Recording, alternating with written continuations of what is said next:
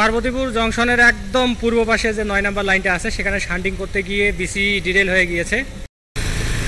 উদ্ধার কাজ শুরু হয়েছে, তোলা হচ্ছে, এগুলো মেশিনপত্র লাগানো হচ্ছে। তো যা বলছিলাম, লোকোমোটিভ ঢোকার প্রয়োজন নাই, লাইট তো আনলোড, এজন্য ঠেলে নিয়ে যাওয়া হচ্ছে। আপনাদেরকে যদি আমি ভালো করে দেখাতে পারতাম যে এই লাইনটা একদম সরে আসছে ডান দিকে, পার্বতীপুর জংশনের একদম পূর্ব পাশে যে ৯ নম্বর লাইনটা আছে সেখানে শান্টিং করতে গিয়ে বিসি ডিরেল হয়ে গিয়েছে। তো এই লাইনটার অবস্থা এমনি খারাপ, তারপর আবার এখানে গাড়ি নেওয়া হয়েছে শান্টিং করার জন্য।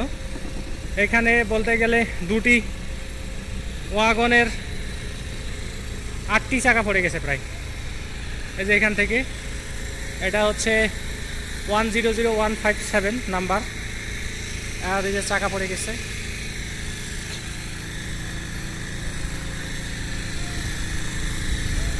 এইদিকে তো 8টি দেখছি, ওইদিকে মনে হয় আরো পড়ছে, দেখি আগে।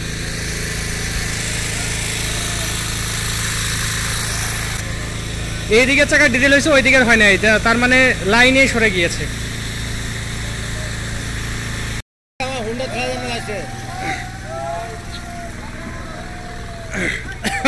আজকে ওয়াগন ঠেলা দেখি।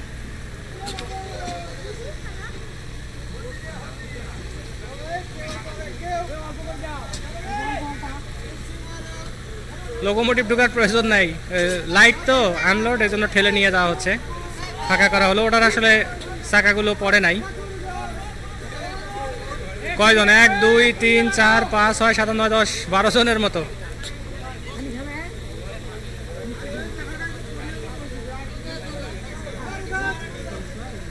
তো এই লাইনের অবস্থা খুব খারাপ। এই যে মেশিন, এগুলো দিয়ে তোলা হচ্ছে, এগুলো মূলত এয়ার প্রেশার দিয়ে কাজ করে।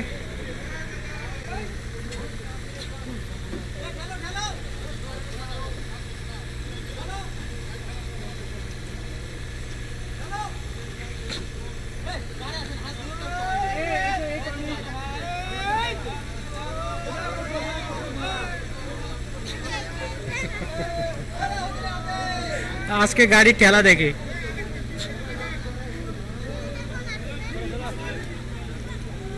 যায় না, আটকে গেছে। 15 জনের মতো চেষ্টা করে, ওটাকে সরাতে পারছে না। তো এই লাইনটায় কেন যে গাড়িটাকে ঢোকানো হলো সেটাই বুঝলাম না। একটু সময় নিয়ে অন্য লাইন দিয়ে শান্টিং করা প্রয়োজন ছিল।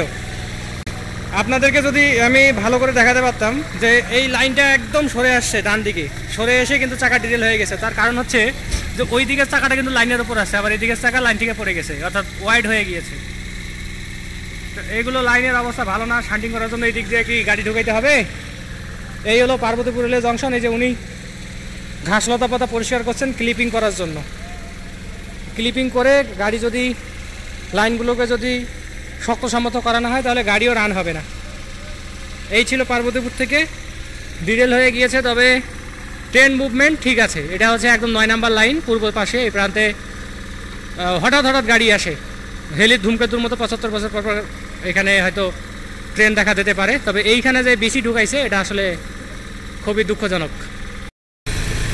উদ্ধার কাজ শুরু হয়েছে, তোলা হচ্ছে, এগুলো মেশিনপত্র লাগানো হচ্ছে। তো যা বলছিলাম যে এই দিকের চাকা ডিরেল হলে ওদিকের চাকা ডিরেল হয় না, আসলে লাইন প্রশস্ত বেশি হয়ে গেছে। হ্যাঁ, লাইন সরে গেছে। তো এর কারণে ট্রেন মুভমেন্টে তেমন একটা প্রবলেম হবে না। কাজ শুরু হয়েছে।